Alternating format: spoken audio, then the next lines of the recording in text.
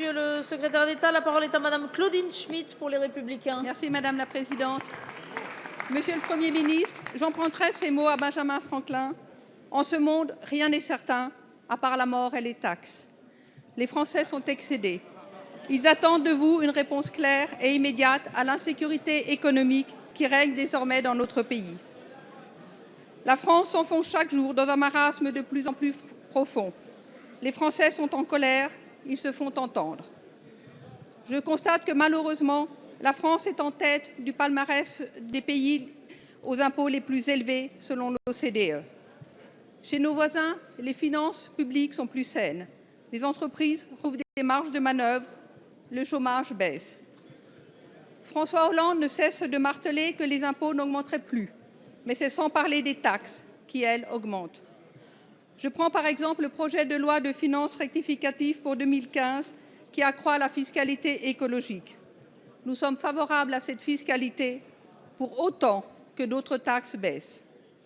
Aujourd'hui, les Français attendent que votre gouvernement en finisse avec le matraquage fiscal à défaut de faire baisser le chômage. Faute de quoi, les ménages puiseront encore plus dans leur bas de laine s'ils n'ont pas déjà quitté le pays.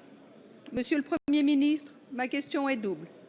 Quand prendrez-vous en compte les propositions fiscales de l'opposition, comme vous venez enfin de le faire pour les propositions de sécurité? Et quand allez-vous réagir face à cette urgence fiscale? Je vous remercie. Merci Madame la députée. La parole est à Monsieur le secrétaire d'État chargé des relations avec le Parlement. Madame, je pense que vous n'êtes pas forcément très bien informée parce que sur les différentes questions que vous abordez, vous devriez avoir noté néanmoins que le pacte de responsabilité mis en œuvre depuis 18 mois par le président de la République et le gouvernement ont permis justement d'alléger très substantiellement les prélèvements qui peuvent exister sur les entreprises. Et cette baisse de charge fait aujourd'hui que, par exemple, le coût du travail français est parfaitement compétitif avec le coût du travail allemand. Et donc, cette politique, nous la menons, nous avons des annonces, elles ont été vérifiées, budget après budget. Mais nous entendons, vous avez essayé de citer, Madame la députée, les propositions ou les aspirations de l'opposition. Pour autant, nous ne savons rien véritablement. Chaque mercredi ou mardi, aux questions d'actualité, nous voyons un certain nombre de vos collègues qui viennent nous demander plus de dépenses, mais nous ne savons toujours pas où est-ce que vous allez baisser le niveau de ces dépenses publiques qui permettrait éventuellement